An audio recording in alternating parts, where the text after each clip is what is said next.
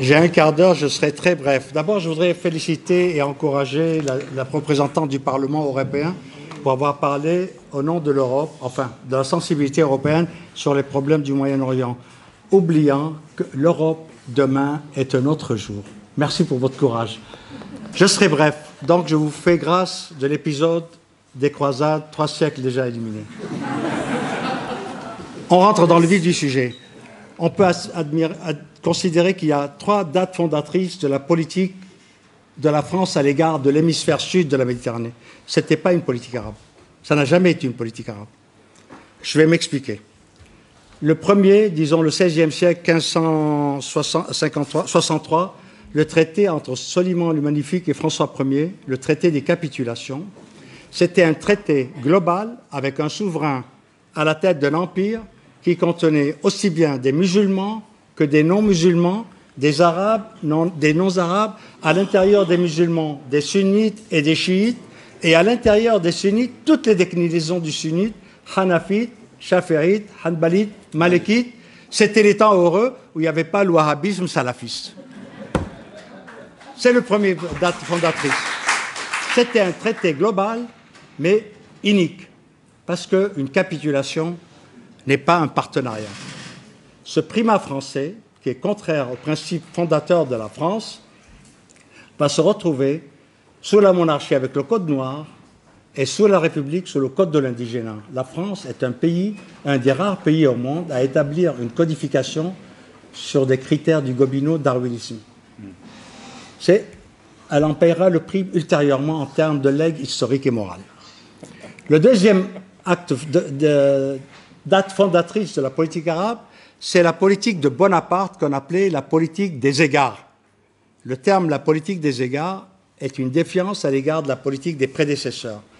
Bonaparte, un stratège, plutôt que de privilégier la relation avec Constantinople, a déplacé le curseur vers l'axe, le Caire, l'expédition d'Égypte, la Mecque, le noyau historique de l'islam, qui est le monde arabe, la plateforme de son déploiement à travers le monde et de la propagation de l'islam à travers la langue arabe, qui est la langue du Coran. Troisième date, la politique arabe du général de Gaulle, ce qu'on appelle improprement la politique arabe du général de Gaulle. Entre-temps, au XVIIIe, au XIXe siècle, souffrait cette vérité, mais en tant que Français, je suis obligé d'être très critique avec moi-même. La politique française a consisté à prendre des gages territoriaux dans le monde arabe en compensation de ses revers militaires sur le continent européen. Je m'explique. Pendant un siècle, il y a eu une succession de désastres militaires français. Waterloo, l'expédition du Mexique, Sedan, Fachoda, et j'en passe, se sont traduits par des conquêtes, l'Algérie, la Tunisie, Gouraud, la conquête du Mali, et ensuite le Maroc en 1912. Ça, c'était cette tranche, une compensation sur bien d'autrui, c'est-à-dire les conquêtes territoriales dans le monde arabe en compensation des désastres militaires français. C'est ce qu'on appelle une lecture fractale de l'histoire. Et durant la première moitié du XXe siècle, la politique arabe de la France a consisté par 2 fois à réprimer massivement les Arabes et les Africains pour leur titre de contribution, à leur titre de gratitude pour leur contribution à l'effort de guerre arabe et africain à la libération de la France. 14-18, ce sont des archives officielles qui ont été déjà publiées dans un de mes livres. Il y a eu 500 000 Arabes et Africains, chrétiens et musulmans, qui ont combattu aux côtés de la France, dont 53 000 morts. À ce titre, Verdun est une victoire française et aussi une victoire arabe et africaine et musulmane. En échange, la France a amputé la Syrie du district d'Alexandrette pour l'offrir à son ennemi de la Première Guerre mondiale, la Turquie, qui, en guise de prime, au massacre des Arméniens, elle, la France, qui est la protectrice des chrétiens d'Orient. Je fais des raccourcis parce que je n'ai pas beaucoup de temps. Durant la Deuxième Guerre mondiale, il y a eu 400 000 Arabes et Africains qui ont combattu aux côtés de la France pour libérer, eux qui étaient colonisés, ils libéraient leurs colonisateurs du joug de leurs vainqueurs. Et en échange, la France, pour témoigner de sa gratitude, a fait Sétif et puis l'expédition de Suez. De Gaulle est arrivé en 1967, la politique, ce qu'on appelle faussement la politique arabe de la France, ça a été une politique d'ouverture. à l'ensemble de la rive sud de la Méditerranée, puisqu'elle impliquait aussi bien la Turquie, qui était membre de l'OTAN, que l'Iran. Tout le monde se souvient qu'il y avait un accord Eurodif dans la décennie 80, c'est-à-dire de la coopération nucléaire avec l'Iran chiite. Mais à l'époque, les chiites étaient de bonne compagnie parce que c'était des pro-occidentaux. Vous savez, un chiite, Nasser était mauvais parce qu'il était anti-occidental et patriote. Maintenant, l'Arabie saoudite est bonne parce qu'elle est pro-occidentale. C'est des variations saisonnières. Donc, il y avait une bonne relation avec l'Iran, l'Eurodif, et tout le monde se souvient que Jacques Chaban-Delbas, à l'époque Premier ministre, avait assisté aux festivités de Persépolis. Donc, il y avait de bonnes relations avec les chiites, monarchie, avec les sunnites. Vous avez les accords, le contrat du siècle avec Kadhafi, les 105 Mirages, qui était une république sunnite. Il y avait avec l'Irak les marchés du siècle. À ce titre-là, on peut dire que la nouvelle politique d'ouverture de la France à destination de l'hémisphère sud de la Méditerranée, où sa rive arabo-musulmane, s'est matérialisée par deux percées majeures dans les chasses gardées anglo-saxonnes. L'Irak, qui était l'empire de la Épicie, et la Libye. C'était les deux grandes percées majeures de la diplomatie française. En 50 ans, il y aura un dégradé successif. On va passer de ce qu'on appelle la grande politique arabe, qui était une politique d'amitié avec les républicains et les monarchistes, les sunnites et les chiites, le Maghreb et le Mashrek, tout.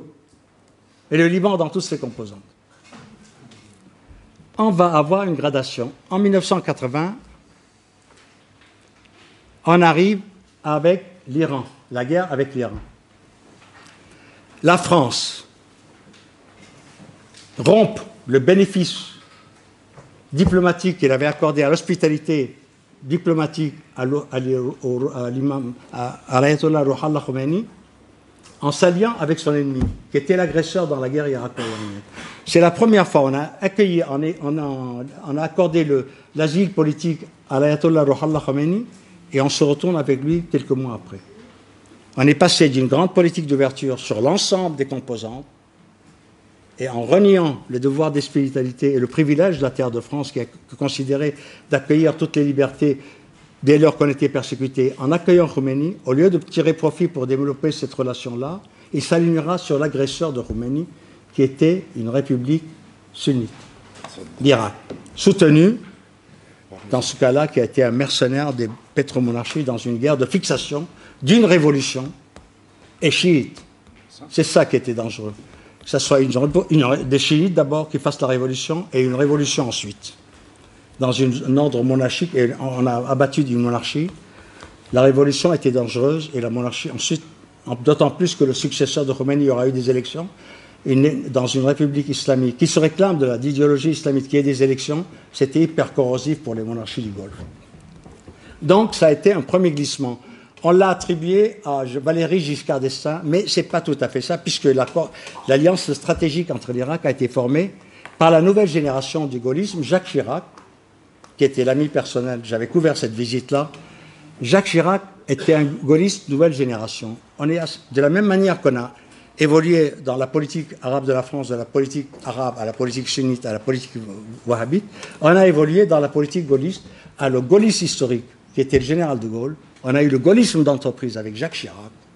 On a eu le post-gaullisme atlantiste qui est Nicolas Sarkozy. Et à fur et à mesure que le gaullisme évoluait, les politiques arabes vont évoluer en conséquence. Le premier glissement, donc, a été la guerre d'Irak-Iran. La France s'est alliée avec le monde sunnite contre l'Iran. Aussi simple. Et elle a neutralisé tout ce qui constituait le noyau dur du monde arabo-musulman, les alliés de l'Iran, la Syrie, la Libye, en guerre avec le Tchad, et le théâtre d'opération français qui servait d'attentat et de contre-attentat. La France a été co-belligérante de l'Irak. Elle s'en perdra. Elle se perdra parce qu'à aucun moment elle n'a pu le brider. Elle n'a jamais bridé l'Irak. De sorte que lorsqu'on est arrivé en 90 avec l'invasion de l'Irak, il était très difficile au pouvoir en place, à l'époque c'était François Mitterrand, de pouvoir témoigner de la moindre sympathie parce qu'il avait envahi un pays. Ce n'est pas tant d'envahir le Koweït qui était grave, c'est que le fait d'avoir envahi un pays rendait caduque la dénonciation de l'occupation israélienne des territoires palestiniens. Non, il ne faut jamais envahir un pays pour garder intacte la dénonciation israélienne. Le monde arabe avait cet avantage considérable qu'il pouvait dire les Turcs, alliés de l'OTAN, membres de l'OTAN, ont envahi le nord de la Turquie et Israël a envahi la Palestine et nous, on n'envahit pas. Saddam a brisé cette dénonciation-là. Et la France s'est perdue. L'Irak, qui a combattu l'Iran pendant 10 ans, s'est perdu. Saddam Hussein a perdu la vie. La France a perdu l'Irak. Et le bénéficiaire de cette opération, par effet ça a été l'Iran et l'Amérique. La percée majeure de la diplomatie saoudienne, de la diplomatie française de gaullistes, a été neutralisée par cette opération irakienne.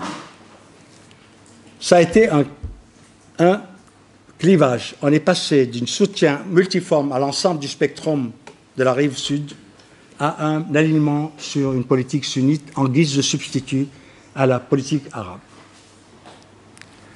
Le deuxième infléchissement qui va encore prendre plus de tournure, ça a été le fait d'un crypto-gaulliste, post-gaulliste, atlantiste, Nicolas Sarkozy.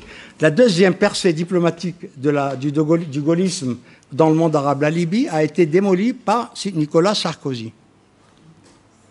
Alors que ça a été le marché du siècle il y a 20 ans après, alors qu'il l'avait reçu. Le problème, c'est que Kadhafi n'a pas acheté des Rafales, on lui a envoyé les Rafales pour le neutraliser définitivement. C'était ça le problème. Ça a été les deux percées majeures. Il y a eu un infléchissement à partir de Sarkozy. Hollande l'a accentué.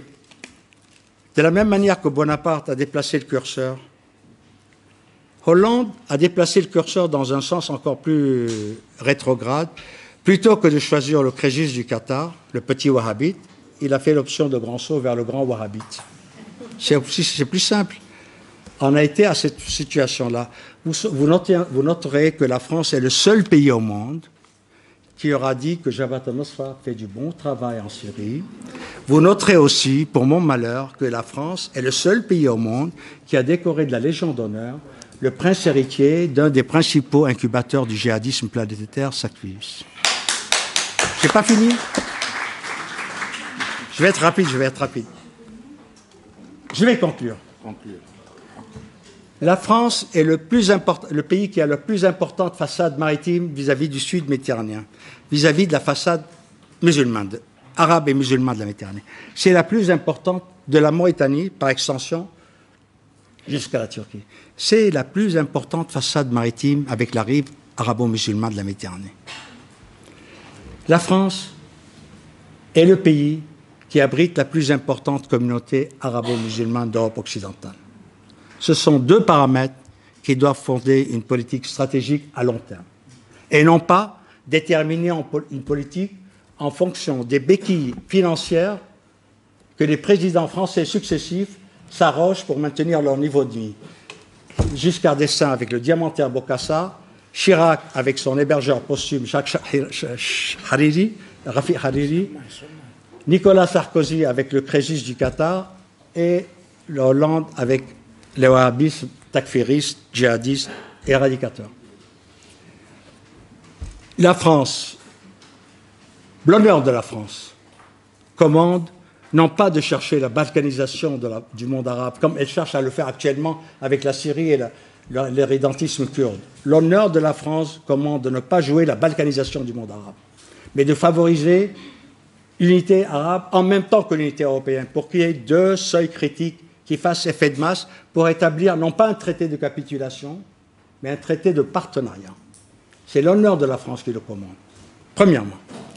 Deuxièmement, l'honneur de la France commande de favoriser non pas l'avènement d'un État croupion, mais d'un État et de la restauration des droits nationaux légitimes du peuple palestinien, parce que tant qu'il n'y aura pas cette satisfaction, tant qu'on n'aura pas gommé cette satisfaction sur bien d'autrui, une injustice triangulaire, il n'y aura pas de sérénité, ni sur les deux rives de la Méditerranée, ni sur les relations transméditerranéennes, ni sur les relations entre l'islam et l'Occident. Wassalamu alaikum.